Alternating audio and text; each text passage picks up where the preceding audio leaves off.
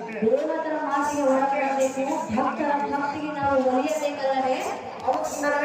ಆದ್ದರಿಂದ ನಿನ್ನ ರೂಪವನ್ನು ತೆಗೆದು ಎನ್ನ ಮಾತನ್ನು ಕೇಳಿದ್ರೆ ಇನ್ನು ಬಾಂಧವ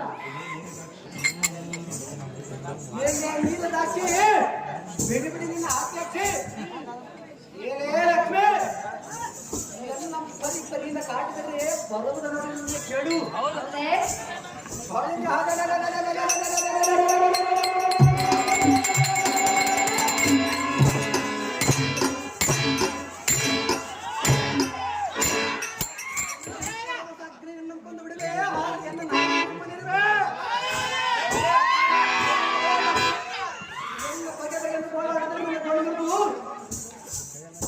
ಗಗನಕ್ಕೆ ತುರಿ ಬಿಡುವೆ